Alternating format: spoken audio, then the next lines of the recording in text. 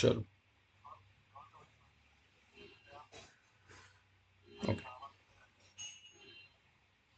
Now am I audible? Okay fine. चलो let's start.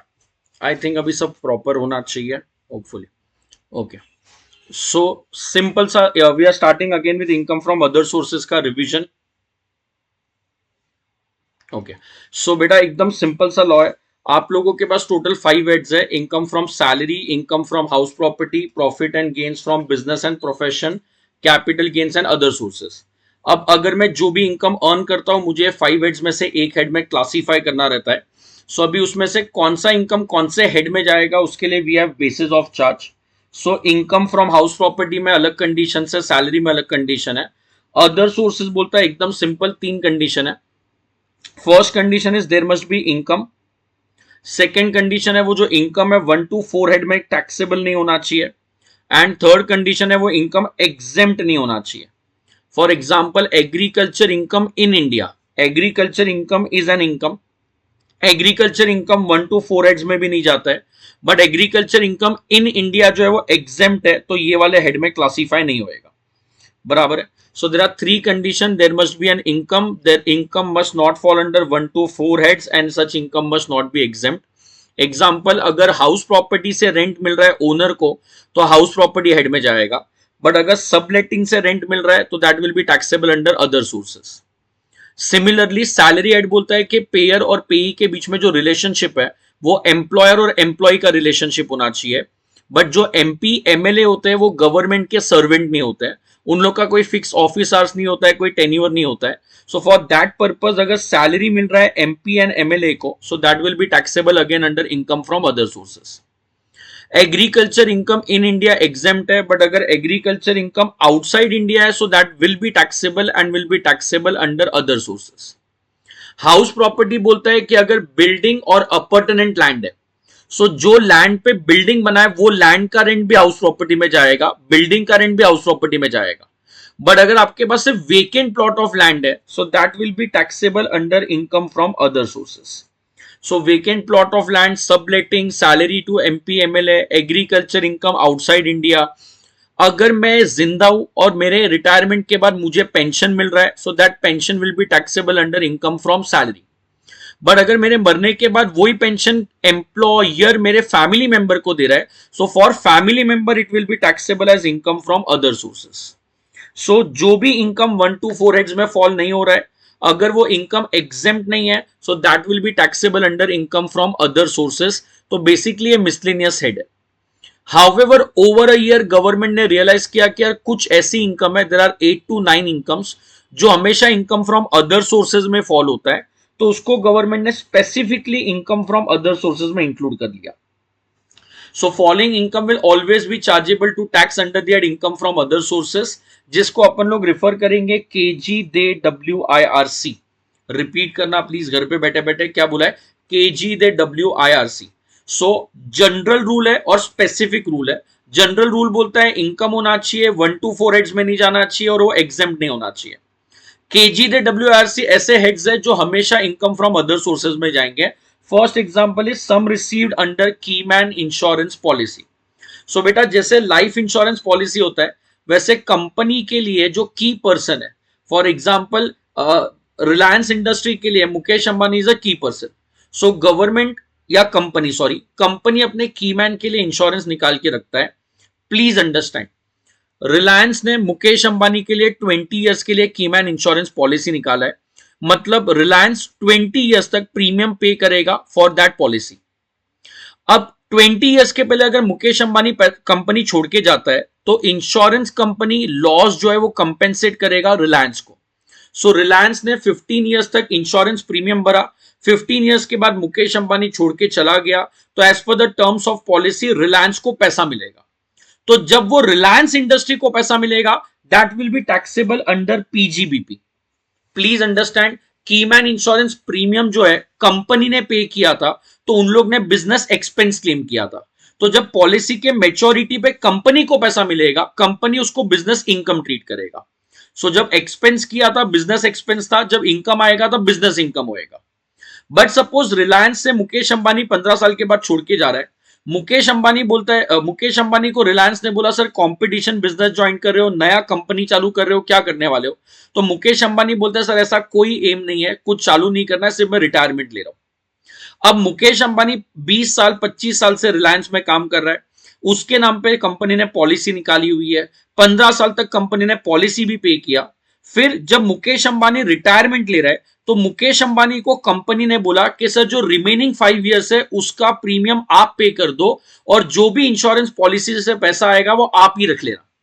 वापस से रिपीट कर रहा हूं, premium for 15 years was paid by Reliance, maturity पे रिलायंस को अमाउंट मिला तो पीजीबीपी में जाएगा। 15 साल तक रिलायंस ने प्रीमियम पे किया, 20 ईयर्स की पॉलिसी थी। मुकेश अंबानी को इन लोग ने बोला कि सर रिमेनिंग 5 ईयर्स का प्रीमियम आप पे कर दो, और जो पॉलिसी का पैसा है वो भी आप ही ले लेना। अगर कीमैन इंश्योरेंस का पैसा कंपनी ने डाइवर्ट कर दिया है, किसको डाइवर्ट कर दिया है? एम्प्लॉई को। तो जब एम्प्लॉई को मिलेगा it will be taxable as income from other sources. जब एम्प्लॉई को मिलेगा तो it will be taxable as income from other sources. So please remember, keyman insurance का पैसा कंपनी को मिलेगा या तो फिर एम्प्लॉय को मिलेगा। कंपनी को मिला तो पीजीबीपी में जाएगा, और अगर एम्प्लॉय को डाइवर्ट हो गया तो इनकम फ्रॉम अदर सोर्सेज में टैक्सेबल है। And everything is taxable including bonus, everything is taxable including bonus. Life insurance policy से अगर इंश्योर्ड को डेथ पे पैसा मिलता है उसके फैमिली मेंबर को तो एग्जेम्प्ट है। लाइफ इंश्योरेंस पॉलिसी से डेथ पे अगर मेरे फैमिली मेंबर को मिलेगा तो एग्जेम्प्ट है। But keyman insurance policy is always taxable, whether PGBP में जाएगा या अदर सोर्सेज में, डिपेंड करता है पैसा किसको मिल रहा है। रिलायंस को मिला तो पीजीबीपी में, मुकेश अंबानी को मिला तो अदर सोर्सेज में। जी मतलब गिफ्ट। गवर्नमेंट बोलता है कि अगर गिफ्ट पे टैक्स नहीं चार्ज किया तो लोग क्या करेंगे? इनकम को गिफ्ट के नाम पे डाइवर्ट करेंगे और टैक्स ही पे नहीं करेंगे। For that very purpose government ने 56 सबसेक्शन 2 क्लॉज 10 में गिफ्ट को टैक्सेबल बना दिया है। एकदम सिंपल है, gift can be of two type, it can be money और it can be property. Again, property can further be divided into two parts: movable and immovable. And immovable. Movable property again can be for no price or it can be for low price. Immovable property can again be for no price or low price. एकदम simple है, please comment करना, are you guys there with me or not? Yes or no?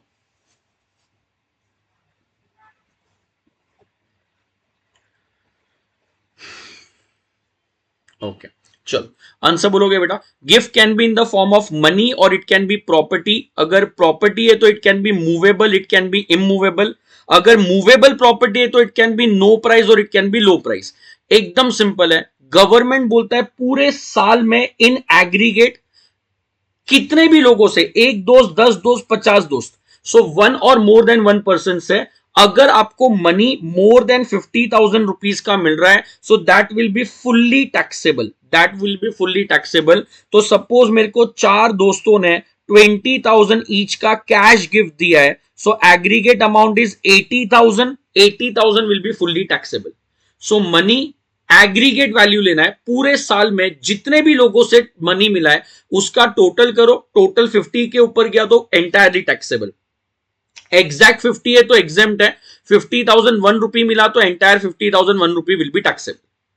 Similarly government बोलता है अगर movable property आपको gift में मिल रहा है so is it for a consideration या विदाउट अ कंसीडरेशन।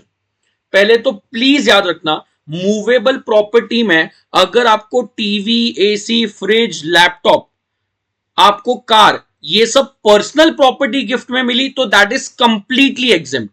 अगर मूवेबल प्रॉपर्टी में घर का AC, TV, fridge, laptop, car, ये सब गिफ्ट में मिला तो 100% एग्जेम्प्ट है।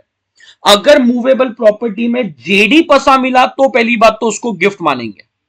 Movable property can be jewellery, it can be drawings, it can be painting, archaeological collection, sculptures और any work of art. Repeat कर रहा हूं, it can be jewellery, drawings, painting, archaeological collection, sculptures और any work of art. So अगर आपको movable property gift में मिली है तो पहले तो ये याद रखना, personal movable property capital asset नहीं है, उसको गिफ्ट में रिसीव करोगे तो भी टैक्स नहीं आएगा। अगर जेडी पसा गिफ्ट में मिला है, jewellery, drawing, painting, archaeological collection, sculptures and work of art, तो it is taxable, otherwise not. That too अगर पूरे साल में एग्रीगेट फेयर मार्केट वैल्यू 50,000 को एक्सीड हो रहा है, so entire amount would be taxable. I repeat, अगर मेरे को तीन दोस्त लोग ने 10,000 10,000 10,000 का ज्वेलरी गिफ्ट में दिया, 10,000 is the fair market value, तो पूरे साल में एग्रीगेट 30,000 का ज्वेलरी गिफ्ट में मिल रहा है, किसी पे भी टैक्स नहीं आएगा। बट अगर यही 2020 का चार दोस्त लोग ने मुझे अगर ज्वेलरी गिफ्ट में दिया है, सो 2020 80,000 का ज्वेलरी है, तो entire 80,000 will be taxable. It can be jewellery, it can be drawing, painting और any work of art. Please remember, are you guys there with me? पहले तो बोलते रहो।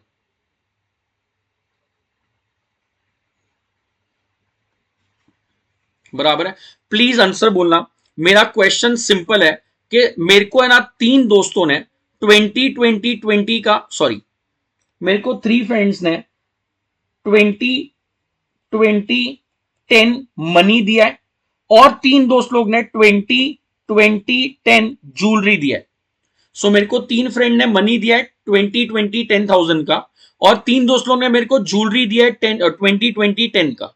तो 50,000 का ज्वेलरी इन एग्रीगेट मिला है, 50,000 का मनी इन एग्रीगेट मिला है। सो बेटा ऑलवेज रिमेंबर, ये जो 50,000 का लिमिट है वो लिमिट सेपरेट है।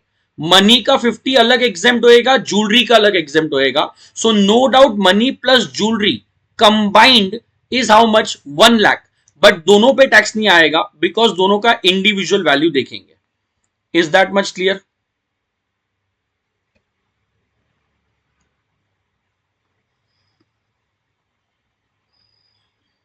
बराबर है, ये इंपॉर्टेंट टू रिमेंबर है। जो लिमिट है 50,000 का, that is separate for money, and that limit is separate for movable asset. Similarly अगर सपोज मैं बोल रहा हूं कि मैं गोल्ड खरीदने के लिए गया, जिसका फेयर मार्केट वैल्यू था 95,000 रुपीज, बट ये गोल्ड मैंने परचेस किया और मैंने इसके लिए पेमेंट किया सपोज 40,000 रुपीज का। सो गवर्नमेंट बोलता है जो जेडी पसा है, ज्वेलरी, ड्राइंग, पेंटिंग, ये सारे एप्रिशिएबल एसेट है, और ये सारे के सारे फेयर मार्केट वैल्यू पे बिकते हैं। सो ऐसा कोई ज्वेलर नहीं होएगा जिसने तुम लोग को ज्वेलरी फेयर मार्केट वैल्यू से कम दिया होएगा। सो अगर तुम लोग ने सस्ते में परचेस किया है, so it will always be deemed that आप लोगों को गिफ्ट मिला है। सो 95,000 का ज्वेलरी आपको 40 में मिला, मतलब 55,000 is your gift. So if aggregate fair market value, that is difference between the amount paid and fair market value, अगर 50,000 को exceed कर रहा है, then difference will be fully taxable. Please understand, money aggregate था, पूरे साल में जितने भी लोगों से मिला है सबका टोटल करना है। मूवेबल प्रॉपर्टी भी एग्रीगेट है, फेयर मार्केट वैल्यू जितने भी लोगों से मिला सबका एग्रीगेट टोटल करना है। Movable property less than fair market value मिला, अगेन जितने भी लोगों से मिला है पूरे साल में सबका एग्रीगेट करना है। एंड अगेन 50,000 जो लिमिट है, that is separate limit then money and movable without consideration. That is separate limit for money and movable without consideration. So last time example बोल रहा हूं, मेरे को एक दोस्त ने कैश गिफ्ट दिया 50,000, एक ने ज्वेलरी दिया 50,000 का, और एक ने 90,000 का ज्वेलरी मेरे को 40 में बेचा। तो मनी का 50 एग्जेम्प्ट, ज्वेलरी नो प्राइस का 50 exempt, and jewellery low price का 50 भी एग्जेम्प्ट हो गया। जो भी आप लिमिट पढ़ रहे हो पूरे साल का टोटल है, बट सबका सेपरेट सेपरेट लिमिट है। मनी का अलग है, मूवेबल का अलग है, मूवेबल लो प्राइस का अलग है।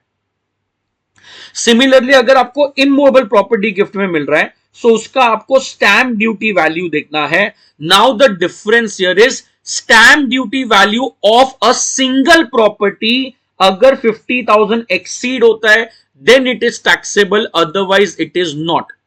प्लीज अंडरस्टैंड, मनी में एग्रीगेट था, मूवेबल नो प्राइस में एग्रीगेट था, मूवेबल लो प्राइस में एग्रीगेट था। बट इमूवेबल प्रॉपर्टी अगर आपको विदाउट कंसीडरेशन मिल रहा है, so it is a single property at a time. Hypothetical example है, प्लीज कमेंट करना। मेरे को चार दोस्त लोग ने 50 का मनी गिफ्ट में दिया। 4 friends gifted 50,000 individually. Is this money taxable? If yes then what value? Individually 50 मेरे को चार दोस्त लोग ने दिया है, is that taxable money? And if yes then at what value?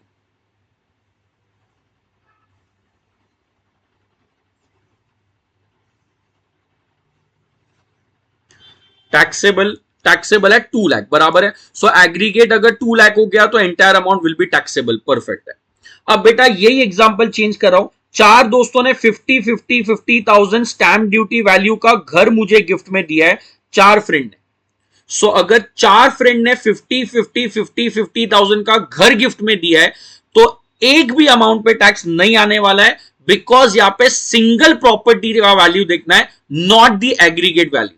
Money में एग्रीगेट है, मूवेबल में एग्रीगेट है, इमूवेबल में सिंगल प्रॉपर्टी एट ए टाइम है। सो अगर 50,000 का ज्वेलरी मिला तो entire 2 lakh will be taxable. चार बार 50,000 का मनी मिला, entire amount will be taxable. But अगर चार घर मिला 50-50 ईच का तो एक भी अमाउंट पे टैक्स नहीं आएगा, because value is exactly 50,000 and it is a single property eight the time. Please comment करना, मेरे को तीन दोस्त लोग ने 50,000 का घर गिफ्ट में दिया और एक दोस्त ने 51,000 का घर गिफ्ट में दिया। सो तीन 50,000 के घर है, एक 51,000 का घर है। Please comment taxable, not taxable, if yes then which amount will be taxable.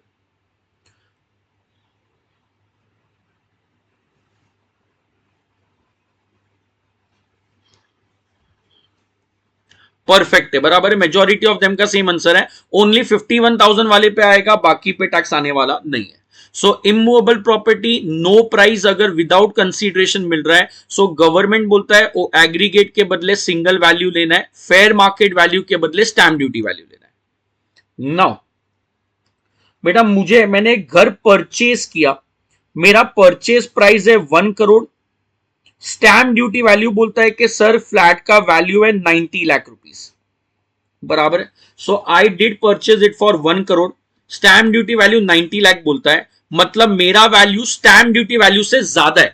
So it is not a gift, not a gift, बराबर है। सो अगर आपने स्टैंप ड्यूटी वैल्यू से हायर वैल्यू पे अगर इमूवेबल प्रॉपर्टी परचेज किया है तो टैक्स पे करने का जरूरत नहीं है।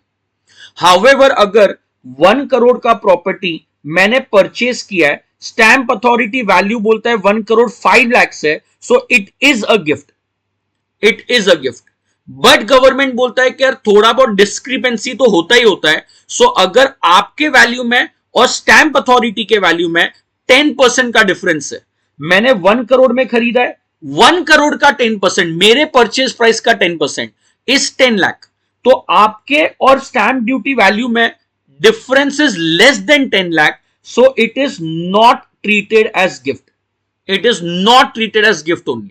पहले वाले एग्जांपल में वैल्यू मेरा ज्यादा है तो मैंने कोई फ्रॉड नहीं किया है, गवर्नमेंट बोलता है कोई गिफ्ट नहीं है। सेकेंड एग्जांपल में मेरा परचेज प्राइस 1 करोड़ है, stamp duty value 1 crore 8 lakh है, तो अपने वैल्यू में और स्टैंप वैल्यू में डिफरेंस 10% से ज्यादा नहीं है, so again it is not a gift. मेरा प्रॉपर्टी मैंने 1 CR में खरीदा है, स्टैंप ड्यूटी वैल्यू 1.20 CR बोल रहा है, सो बेटा 20 lakh rupees is the difference.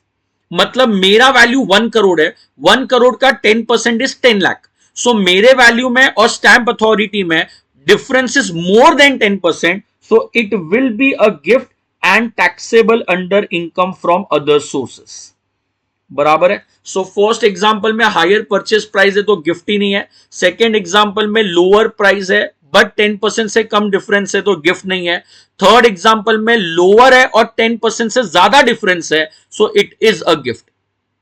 Last example का आंसर चाहिए मुझे, मैंने प्रॉपर्टी खरीदा है से 1 लाख रुपीज में, 1 लाख रुपीज में, स्टैंप अथॉरिटी वैल्यू बोलता है 1,30,000, is it a gift, and if it is a gift what will be the taxable value. मैंने खरीदा है 1 लाख में, स्टैंप अथॉरिटी बोलता है 1,30,000 है, so is it a gift and what will be the taxable value.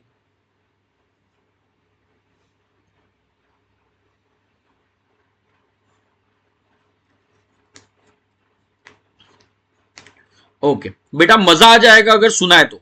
1 lakh rupees का मैंने property खरीदा है, उसका 10% इज 1,10,000, सो आपके वैल्यू में और स्टैंप अथॉरिटी के वैल्यू में difference is more than 10,000, so difference more than 10,000 है तो it is a gift.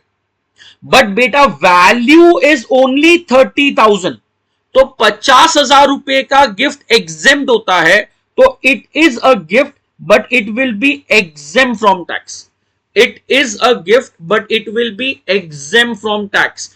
Please याद रखना, एक तो डिफरेंस 10% से ज्यादा होना चाहिए एंड मॉनिटरी वैल्यू भी 50,000 से ऊपर होना चाहिए। सेकेंड केस में डिफरेंस 10% से कम है, थर्ड केस में डिफरेंस भी 10% से ज्यादा है और वैल्यू भी 50,000 से ज्यादा है। थर्ड केस में डिफरेंस 10% से ज्यादा है बट वैल्यू 50,000 से कम है, therefore it is exempt, it is exempt. Is that much clear?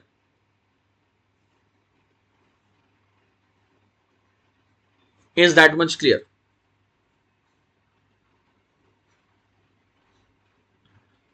बराबर है। सो बेटा there are two types of gift, money and property.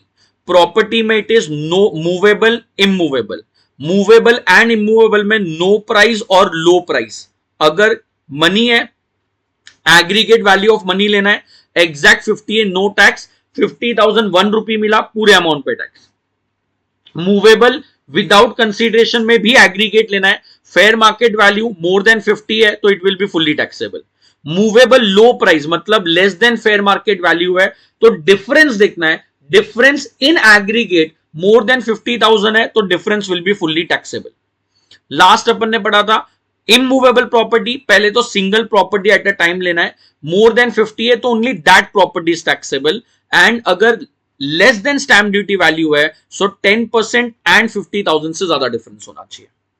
However government बोलता है गिफ्ट पे हम लोग ने टैक्स लिया है बिकॉज लोग नहीं तो इनकम को गिफ्ट के नाम पे डाइवर्ट करेंगे, बट कुछ ऐसे गिफ्ट है जिसको हम लोग जेन्युइन गिफ्ट मानते हैं, कभी भी टैक्स आने वाला नहीं है, जिसको we will refer as rum whisky LCD. So gift is taxable but rum whisky LCD के फॉर्म में गिफ्ट मिला तो कोई टैक्स आने वाला नहीं है। आर मतलब रिलेटिव से गिफ्ट मिल रहा है, एम मतलब gift eight a time of marriage है। प्लीज रिमेंबर, रिलेटिव से कभी भी गिफ्ट मिले without occasion, on occasion, does not matter, it is always exempt. तो रिलेटिव से बर्थडे पे गिफ्ट मिला, एग्जाम पास होने पे गिफ्ट मिला, रिलेटिव से रैंडमली गिफ्ट मिल गया, कोई टैक्स नहीं आने वाला है। 1 करोड़ मिले या 100 करोड़ मिले, कभी टैक्स नहीं आएगा। मैरिज के टाइम पे whoever gives the gift, whoever gives the gift, बराबर है। सो मैरिज के टाइम पे दोस्त से गिफ्ट मिला, रिलेटिव से मिला, नॉन रिलेटिव से मिला, किसी से भी मिले, कितने भी अमाउंट का मिले, गवर्नमेंट बोलता है टैक्स आने वाला नहीं है। सो मैरिज पे कौन दे रहा है मैटर नहीं करता है और रिलेटिव्स में ओकेशन मैटर नहीं करता है। So gift from relatives fully exempt, gift at the time of marriage fully exempt. Gift अगर विल और इनहेरिटेंस से मिला है सो प्राइमरीली उसको गिफ्ट नहीं बोलते हैं, वो ट्रांसफर ऑफ प्रॉपर्टी है, तो अगेन टैक्स नहीं आने वाला है। Hospital, local authority, charitable institute, ये सब का गिफ्ट जेन्युइन गवर्नमेंट मांगता है। And gift in contemplation of death. Kind is the most important example. Kind मतलब जेडी पसा को छोड़ के। सो अगर आपको वॉच गिफ्ट में मिली है, अगर आपको शर्ट गिफ्ट में मिला है, अगर आपको कार गिफ्ट में मिली है, सो ये सब पे कोई टैक्स नहीं आने वाला है, irrespective of its value, unless it is made up of gold, precious stone, semi precious stone. So gold watch gift में मिली तो it will be taxable, gold watch gift में मिली इट विल बी टैक्सेबल, 50,000 के ऊपर की होनी चाहिए। But normal watch 20 lakh की भी होगी, it is tax free. So rum whisky LCD exempt है। R means relatives, M means marriage, W means will or inheritance, H is hospital, K is kind, L is local authority, C is charitable institute, and D is in contemplation of death. So all these gifts are completely exempt. Sir, relative means what? Relative means मैं, मेरी बीवी, मेरे मम्मी पापा, मेरे मम्मी पापा, बराबर है। वापस से रिपीट कर रहा हूं, रिलेटिव मींस मैं, मेरी बीवी, मेरे मम्मी पापा, मेरे भाई बहन, उनके भाई बहन, उसके भाई बहन। रिपीट करोगे प्लीज, घर पे बैठे बैठे क्या क्या बोला है? मैं, मेरी बीवी, मेरे मम्मी पापा, मेरे भाई बहन, उसके भाई बहन, उनके भाई बहन, मेरे ऊपर वाले, मेरे नीचे वाले, उसके ऊपर वाले, उसके नीचे वाले। वापस से रिपीट करता हूं, मैं, मेरी बीवी, मेरे मम्मी पापा, मेरे भाई बहन, उसके भाई बहन, उनके भाई बहन, lineal ascendant and lineal descendant of assessee and lineal ascendant and descendant of spouse of the assessee. So मेरे ऊपर वाले नीचे वाले, उसके ऊपर वाले नीचे वाले, so lineal ascendant and lineal descendant दोनों आ गया, plus spouse of every person referred about. Spouse of every person referred about. Sir ऊपर वाले में तो मम्मी डैडी आ गए ना, तो आपने मॉम डैड अलग से क्यों लिखा है, फादर एंड मदर अलग से क्यों लिखा है, मम्मी पापा अलग से क्यों लिखा है? बिकॉज ब्रदर एंड सिस्टर, बेटा मेरे भाई बहन रिलेटिव है, मेरे बीवी के भाई बहन भी मेरे रिलेटिव है, और मेरे मॉम डैड के भाई बहन भी रिलेटिव है. Please comment, father in law is my relative और not? Father in law.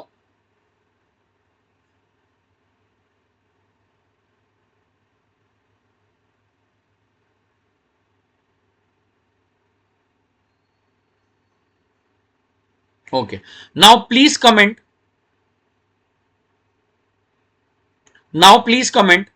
Brother of father-in-law is related or not? Brother of father-in-law.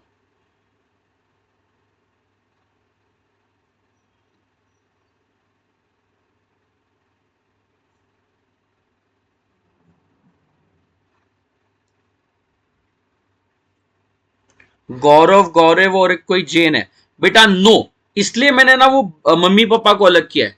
Brother and sister की बात आएगी तो मेरे भाई बहन, उसके भाई बहन और उनके भाई बहन, मतलब brother and sister includes only brother and sister of assessee, brother and sister of spouse of assessee, and brother and sister of either of the parents of the assessee. So मेरे मम्मी पापा के भाई बहन मेरे रिलेटेड पार्टी है, but मेरी बीवी के मम्मी पापा के भाई बहन मेरे रिलेटेड पार्टी नहीं है. So father-in-law, mother-in-law is related party, but brother, sister of father-in-law and mother-in-law are not related party. Spouse of every person referred above मतलब मेरा ब्रदर रिलेटेड है तो उसकी वाइफ मतलब मेरी भाभी भी रिलेटेड है, बराबर है. चाचा रिलेटेड है बिकॉज वो ब्रदर ऑफ मेरे फादर है, तो चाची भी रिलेटेड है. मामा जी रिलेटेड है बिकॉज वो मेरे ब्रदर ऑफ मदर है, तो मामा जी रिलेटेड है तो मामी जी भी रिलेटेड है. सो रिलेटेड पार्टी इंक्लूड्स मैं, मेरी बीवी, मेरे मम्मी पापा, मेरे भाई बहन, उसके भाई बहन, उनके भाई बहन, lineal ascendant, lineal descendant of assessee and spouse. So all this are covered by the definition of related party. अगर इन लोग से आपको गिफ्ट मिल रहा है सो कोई टैक्स नहीं आएगा. अपार्ट फ्रॉम देम अगर गिफ्ट मिल रहा है सो 50,000 का limit will be applicable. Is that much clear? Yes or no? Please comment.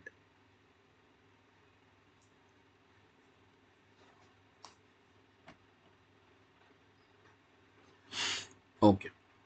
However, फिर लास्ट टाइम बेटा कोविड-19 के वजह से गवर्नमेंट ने दो अमेंडमेंट लाया. पहला अमेंडमेंट है कि अगर कोविड-19 इलनेस के ट्रीटमेंट के लिए अगर पैसा मिल रहा है, ट्रीटमेंट के लिए, तो कितना भी अमाउंट किसी से भी मिले, इट इज नॉट टैक्सेबल.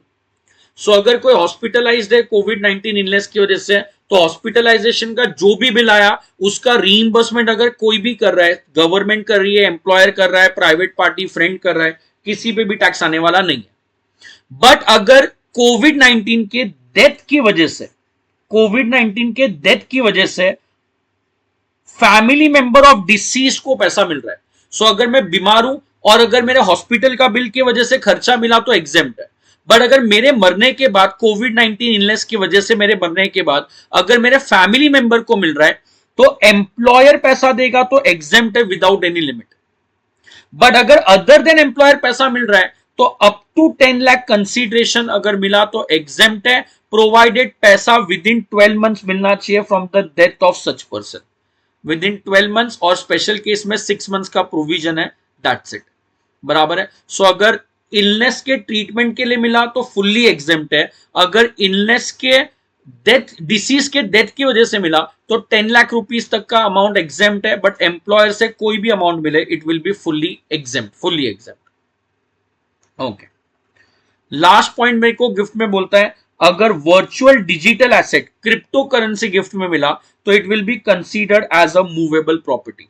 तो जैसे ज्वेलरी का एग्रीगेट होता है वैसे वर्चुअल डिजिटल एसेट का एग्रीगेट होएगा if it is received as a gift. So virtual digital asset taxable same like a movable property. इतना पॉइंट क्लियर है?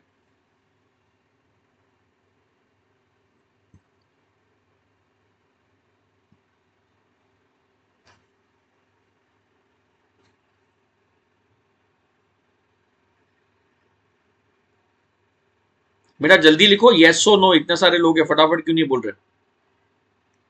ओके,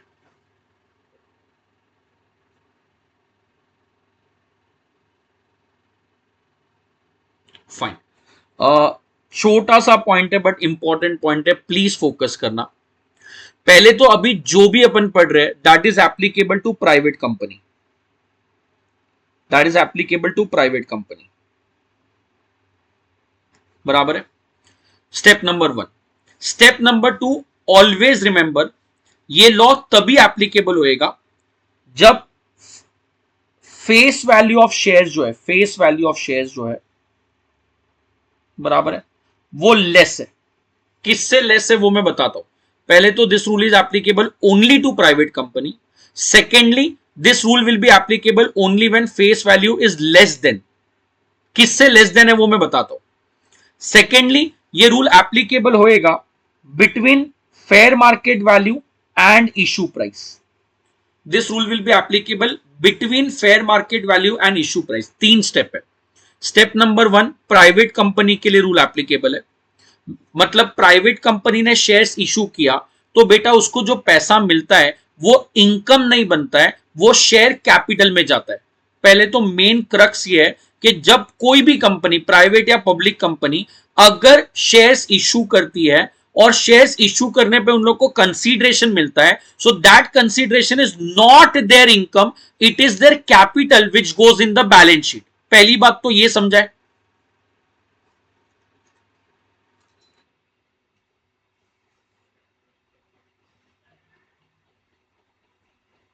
पहली बात तो ये समझाए, वो इनकम नहीं होता है, टेक्निकली वो कैपिटल है और अपने लिए बैलेंस शीट में जाएगा। First point is that. Now private company में गवर्नमेंट बोलता है बट अगर आपका face value is less then the issue price, मतलब जो आपने फेस वैल्यू जो है शेयर्स का, वो मतलब आपने जो शेयर्स इशू किया है वो ज्यादा वैल्यू पे इशू किया है, फेस वैल्यू से ज्यादा इशू किया है, consideration receive for issue of share exceed the face value of the share. So आपका issue price is higher than the face value, और फेस वैल्यू से तो ज्यादा ही है, बट अगर फेयर मार्केट वैल्यू से भी ज्यादा है, सो इशू प्राइस फेस वैल्यू से भी ज्यादा है plus issue price fair market value से भी ज्यादा है, सो इवन दो शेयर्स बेच के कैपिटल आया बट उसको इनकम मानेंगे और वो टैक्सेबल होएगा रेदर देन कैपिटल। पहले तो मजा ही नहीं आया अगर लॉजिक नहीं समझा तो। बेटा कैपिटल शेयर्स इशू करके जो कैपिटल मिलता है, that capital is not your income, that is your balance sheet item. First thing is that. But government private company के केस में बोलता है कि अगर इशू प्राइस फेस वैल्यू से ज्यादा है, please comment, please comment. Example number 3 में issue price is face value is 100, अपन ने शेयर इशू किया है 98 में, फेस वैल्यू इज 100, अपन ने शेयर इशू किया है 98 में। बेटा तो फेस वैल्यू से सस्ते में शेयर इशू किया है तो अपने को एक्स्ट्रा पैसा मिला ही नहीं है। तो अगर अपने को एक्स्ट्रा पैसा नहीं मिला है तो it is not an income, not an income, कोई टैक्स नहीं आएगा। बेसिकली शेयर इशू किया डिस्काउंट पे, शेयर इशू किया डिस्काउंट पे। So first thing first, it is applicable only for private company. Second rule, issue price, जब मैं share issue कर रहा हूं वो प्रीमियम पे इशू होना चाहिए, प्रीमियम पे इशू होना चाहिए। Please comment. Example number 1, face value 100 है, इशू प्राइस 130 है, सो मैंने 30 रुपीज के प्रीमियम पे इशू किया। गवर्नमेंट बोलता है विच इज फाइन, कोई टैक्स नहीं आएगा, कोई टैक्स नहीं आएगा। बट अगर तूने फेस वैल्यू से भी ज्यादा पे इशू किया है, सॉरी फेयर मार्केट वैल्यू से भी ज्यादा पे इशू किया है, सो फेस वैल्यू से एक्स्ट्रा पैसा मिला मतलब प्रीमियम हो गया। प्रीमियम भी आइडली इनकम नहीं होता है, वो बेटा आपके शेयर कैपिटल में जाना चाहिए। बट अगर आपने face value sorry fair market value से भी ज्यादा इशू किया है तो आपने जो 10 रुपीज एक्स्ट्रा कमाया that will be considered as premium charge, that will be considered as premium and which will be considered as your income. वापस से बोल रहा हूं, स्टेप नंबर 1 प्राइवेट कंपनी होना चाहिए, स्टेप नंबर 2 शेयर्स प्रीमियम पे issue होना चाहिए, step number 3 fair market value and issue price अगर पॉजिटिव आ गया मतलब आपने एक्स्ट्रा इनकम कमाया है, उसको कैपिटल नहीं मानेंगे, टैक्सेबल करेंगे।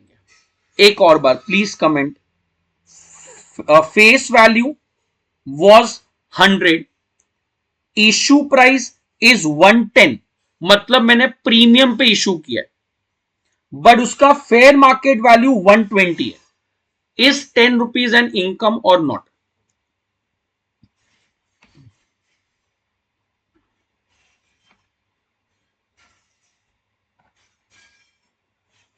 नो अरे ऑब्वियस सी बात है, आपने प्रीमियम पे इशू किया है बट फेयर मार्केट वैल्यू से कम है, तो फेयर मार्केट वैल्यू से कम है तो आपने कोई एक्स्ट्रा पैसा नहीं कमाया, it is not your income, कोई टैक्स भरने का जरूरत नहीं है, कोई टैक्स भरने का जरूरत नहीं है। लास्ट टाइम फेस वैल्यू 100 है, आपने इशू किया है 110 पे, तो इशू प्रीमियम पे हो रहा है तो वो इनकम हो सकता है। मार्केट वैल्यू 90 है, 90 का शेयर आपने 110 में इशू किया तो 20 रुपया एक्स्ट्रा कमाया, 20 रुपया will be taxable, 20 rupees will be taxable. Please understand a little, आप लोगों को इशू प्राइस देखना है प्रीमियम के लिए। ये लास्ट वाले केस में fair market value face value से कम है, fair market value face value से कम है, बट फिर भी इनकम है because we are seeing the issue price not the fair market value. So step number 1 private company होना चाहिए। स्टेप नंबर 2 शेयर्स जो है वो फेस वैल्यू से ज्यादा पे इशू होना चाहिए। अगर फेस वैल्यू से ज्यादा पे इशू हुआ तो fair market value and issue price का जो डिफरेंस है that will be taxable under income from other sources. इतना पॉइंट क्लियर है?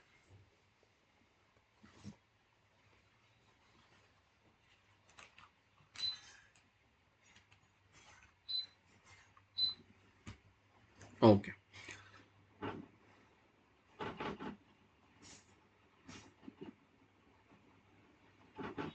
fine. So KGDWRC is taxable under which head? KGDWRC is taxable under other sources.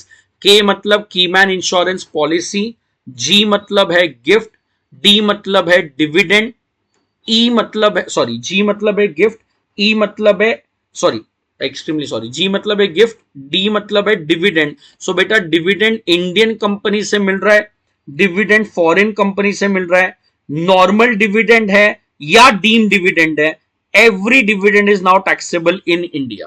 So in receive from Indian company, foreign company, normal dividend, deem dividend, every damn thing is taxable in India. But please remember बेटा other sources अपन पढ़ रहे, other sources का law बोलता है कि आपने अगर income कमाने के लिए कोई खर्चा किया है तो आप खर्चा माइनस कर सकते हो। So any expense which is revenue in nature related to income are deductible. Any expense which are revenue in nature and related to income are deductible. But dividend income जब आप कंप्यूट करोगे तो dividend income computation में अगर आपने loan लेके shares खरीदे हैं तो सिर्फ वो लोन का इंटरेस्ट आप डिडक्शन की तरह ले सकते हो, that to maximum 20% of dividend income. Please understand, dividend के लिए आपने बैंक को कलेक्शन चार्जेस पे किया, डिविडेंड के लिए आपने किसी को कमीशन पे किया, हाइपोथेटिकल कुछ भी बोल रहा हूं, तो वो कलेक्शन चार्जेस कमीशन किसी का भी डिडक्शन नहीं मिलने वाला है।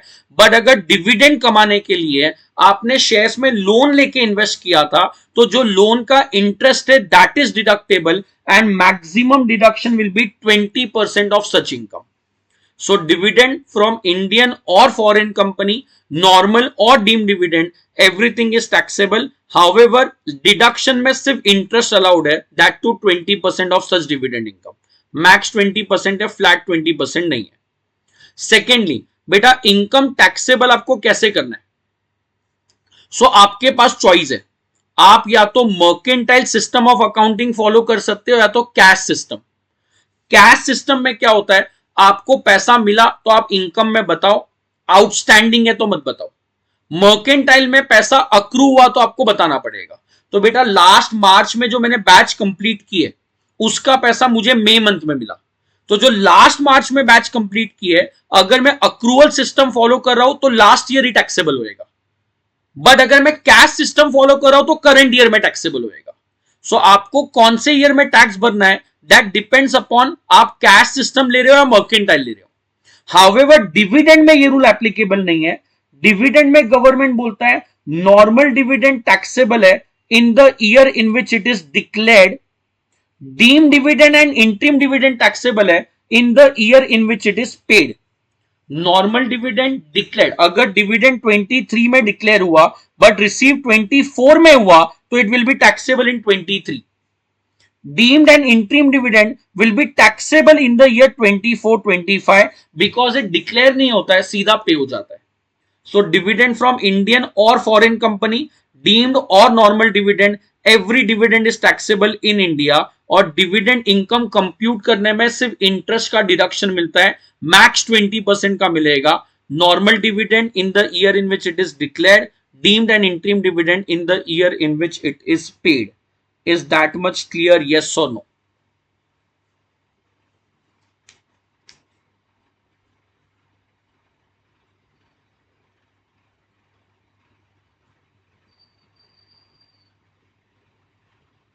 ओके बेटा, डीम डिविडेंड के एग्जांपल्स तुम लोग को देखने पड़ेंगे।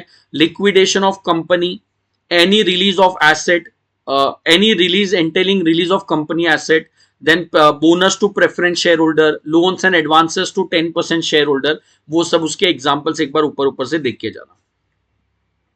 सो K was keyman insurance policy, G is gift, D is dividend, W is winnings. W is winnings सबसे सिंपल है। अगर आप केबीसी में, लॉटरी में, हॉर्स रेस में, बेटिंग गैम्बलिंग एक्टिविटी में अगर कुछ भी जाके जीत रहे हो, सो गवर्नमेंट बोलता है एकदम सिंपल सा रूल है, it is taxable at flat 30%। And please understand, यहां पे कोई लॉसेस सेट ऑफ नहीं हो सकता है, ना तो कोई एक्सपेंसेस का डिडक्शन मिल सकता है। अगर मैंने 5,000 का लॉटरी टिकट खरीदा और 50,000 रुपीज अगर मेरे को अमाउंट रिसीव हुआ विनिंग्स पे, तो entire 50,000 will be taxable. Normally क्या होता है, अगर आपने 5,000 में घर खरीदा, 50,000 में बेचा, तो 45,000 पे टैक्स आता है, बट विनिंग्स के केस में एंटायर 50,000 विल बी टैक्सेबल। अच्छा सर, मैं केबीसी में जाके 1 करोड़ रुपया जीत के आया, बट मैं कार्ड गेम में 30 लाख रुपीज हार गया, so in that case entire 1 crore will be taxable. Entire 1 crore will be taxable. Always remember, कोई एक्सपेंस माइनस नहीं हो सकता है, कोई लॉसेस सेट ऑफ नहीं हो सकता है, कोई लॉसेस कैरी फॉरवर्ड नहीं हो सकता है। जो भी इनकम है वो ग्रॉस विनिंग्स पे टैक्सेबल आएगा। एंड एग्जाम में बहुत कॉमन है, अगर बोला है amount received from winning, received मतलब बेटा पास्ट टेंस दिया है। सो अगर अमाउंट रिसीव फ्रॉम विनिंग्स बोला है मतलब वो नेट अमाउंट है। अगर नेट अमाउंट है तो आपको उसको ग्रॉस में कन्वर्ट करना पड़ेगा। तो मैं 50 लाख रुपीज नेट अमाउंट दिया है, विच will B 70%, so 100% will be how much, cross multiply करोगे तो आंसर आ जाएगा। Is that point clear?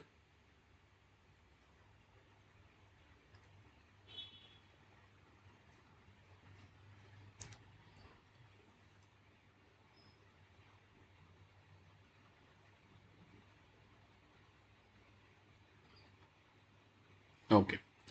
Then interest income will be taxable under income from other sources, but do remember interest अगर post office savings bank से मिला है तो 3,500 individual account exempt होएगा, 7,000 joint account का इंटरेस्ट एग्जेम्प्ट होएगा। So interest अगर securities are held as stock in trade, मेरा बिजनेस है सिक्योरिटी में ट्रेड करने का, तो अगर सिक्योरिटी स्टॉक इन ट्रेड है तो इंटरेस्ट पीजीबीपी में टैक्सेबल हो जाएगा। बट अगर सिक्योरिटी इन्वेस्टमेंट की तरह होल्ड किया है तो इंटरेस्ट अदर सोर्सेज में जाएगा। बेटा ये बहुत जन को नहीं समझता है। अगर मैं सिक्योरिटीज में ट्रेड कर रहा हूं तो मेरा जो ट्रेडिंग वाले सिक्योरिटीज में इंटरेस्ट है वो पीजीबीपी में जाएगा, बट अगर सिक्योरिटीज इन्वेस्टमेंट्स की तरह होल्ड किया है तो इन्वेस्टमेंट वाला इनकम अदर सोर्सेज में जाएगा। शेयर्स में ऐसा नहीं है, डिविडेंड स्टॉक इन ट्रेड वाले शेयर्स पे मिला तो भी अदर सोर्सेज में जाता है, डिविडेंड इन्वेस्टमेंट वाले शेयर्स पे मिला तो भी अदर सोर्सेज में ही जाता है। So interest income is taxable under other sources अगर इन्वेस्टमेंट्स की तरह सिक्योरिटी है तो। इंटरेस्ट इनकम टैक्सेबल है और इंटरेस्ट पे टीडीएस का रेट बेटा 10% है। अगर एग्जाम में नेट इंटरेस्ट दिया है तो अगेन 90% अज्यूम करके ग्रॉस पे लाना पड़ेगा। विनिंग्स पे टीडीएस 30% है, इंटरेस्ट पे टीडीएस 10% है, नेट अमाउंट दिया है तो ग्रॉस इट अप। अगर एग्जाम में पास्ट टेंस दिया है, interest received, interest paid by the company, तो पास्ट टेंस दिया है तो अज्यूम कर सकते हो नेट अमाउंट है, ग्रॉस पे लाना है। अगर प्रेजेंट या फ्यूचर टेंस दिया है तो अज्यूम करना ग्रॉस पे ही है। अगर स्पेसिफिकली बोला है तो बात अलग है, स्पेसिफिकली नहीं बोला है तो नेट को ग्रॉस अप करना पड़ेगा। Is that much clear?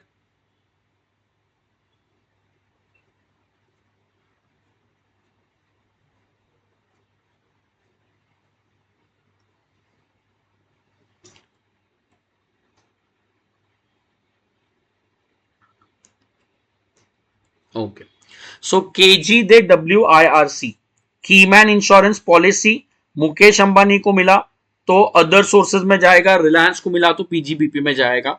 Gift मतलब money, aggregate value 50,000, rum whisky LCD exempt है, वो वाला पॉइंट।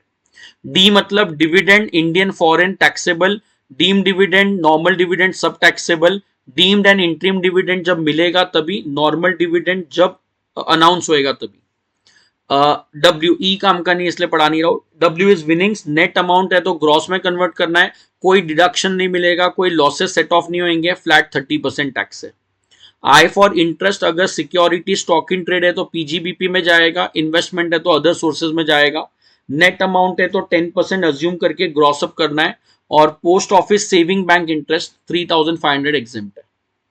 आर इज रेंट, बेटा रेंट अगर बिल्डिंग एंड अपर्टनेंट लैंड से मिला तो हाउस प्रॉपर्टी में जाएगा, बट अगर रेंट वेकेंट प्लॉट से मिला तो अदर सोर्सेस, रेंट अगर सबलेटिंग से मिला तो अदर सोर्सेस। सिमिलरली आपने बिल्डिंग, सपोज मेरे पास कोई सपोज मैंने थिएटर रेंट पे दिया है, कमेंट करना।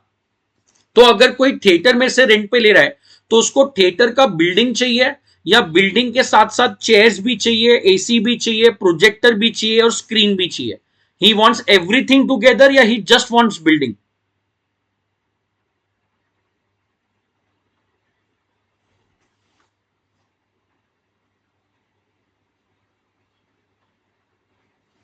एवरीथिंग ना। अगर किसी को बेटा थिएटर रेंट पे चाहिए तो वो थिएटर रेंट पे चाहिए, मतलब उसको स्क्रीन भी चाहिए, उसको चेयर भी चाहिए, फर्नीचर भी चाहिए।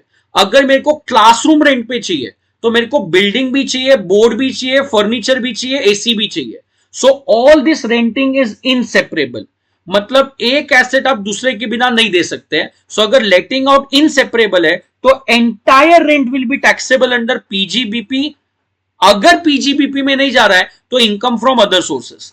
बेटा कल की मूवी वालों ने क्या किया, पीवीआर सिनेमा रेंट पे लिया अपने डिस्ट्रीब्यूटर को बताने के लिए, तो पीवीआर वाले का रेंट है, सॉरी पीवीआर वाले का काम है थिएटर रेंट पे देने का। सो उन लोग का जो रेंट है पीजीबीपी में जाएगा। सो पीवीआर ने जब थिएटर रेंट पे दिया पीजीबीपी में जाएगा।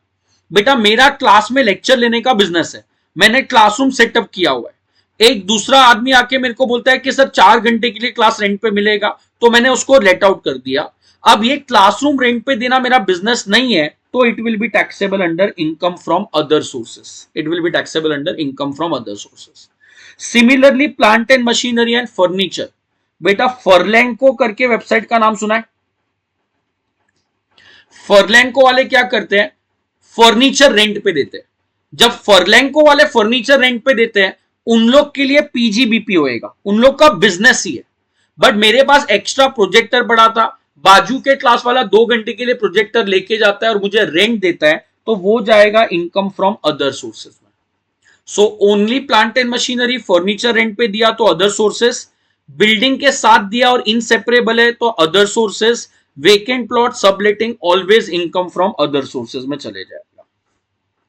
And last interest on compensation, बेटा गवर्नमेंट अपने से प्रॉपर्टी कंपल्सरीली अगर अक्वायर कर रहा है, सो गवर्नमेंट को डैम्स बनाने का है तो विलेजेस को रिलोकेट करने का है, गवर्नमेंट को रोड एक्सटेंड करने का है तो दुकानें को तोड़ने का है, तो उसके लिए गवर्नमेंट मुझे बोलता है नीरज 1 करोड़ रुपए में तेरी दुकान लेके जा रहा हूं, 5 अक्टूबर को पैसा दे दूंगा। तो बेटा जो 1 करोड़ रुपया मिलेगा वो कैपिटल गेन्स में जाएगा, 1 करोड़ रुपया जो मिलेगा कैपिटल गेन्स में जाएगा। गवर्नमेंट ने बोला था 5 अक्टूबर तुझे पैसा दे दूंगा, गवर्नमेंट ने पैसा 9 अक्टूबर को दिया, तो गवर्नमेंट इंटरेस्ट पे करता है, वो इंटरेस्ट अदर सोर्सेज में जाएगा। सो जो प्रिंसिपल अमाउंट ऑफ कंपेंसेशन है वो कैपिटल गेन में टैक्सेबल होएगा, बट जो इंटरेस्ट कंपोनेंट है that will be taxable under income from other sources. And यहाँ पे 50% का डिडक्शन अलाउड है। मतलब इंटरेस्ट 1 लाख मिला तो टैक्सेबल 50,000, इंटरेस्ट 5 लाख मिला taxable will be 2,50,000 and so on. बेटा ये डिडक्शन है, टैक्स रेट नहीं है। विनिंग्स में टैक्स रेट 30% था, यहां पे डिडक्शन 50% है। इतना पॉइंट समझेगा?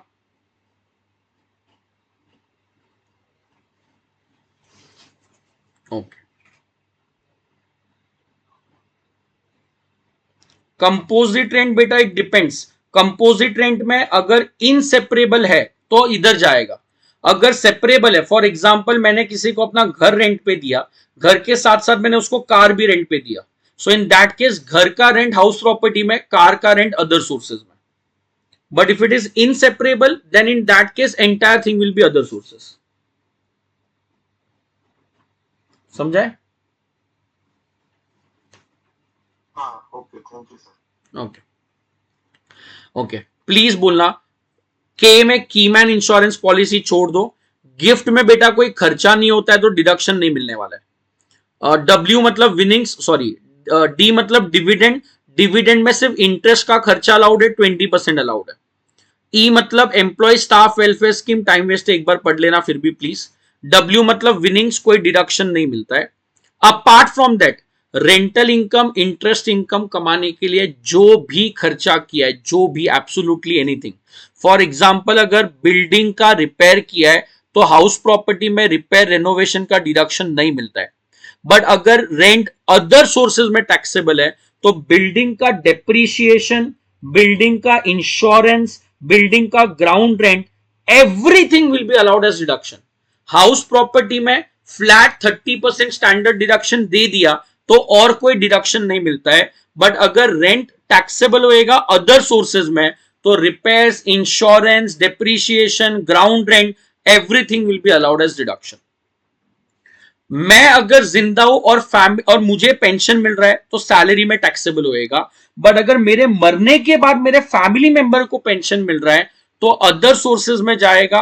1/3 ऑफ सच पेंशन और 15,000 विच एवर इज जो लोअर है वो एग्जेम्प्ट हो जाएगा, विच एवर इज जो लोअर है वो एग्जेम्प्ट हो जाएगा। बराबर है? बाकी कोई डिडक्शन नहीं है, स्टैंडर्ड डिडक्शन 50% है, वो याद रखना।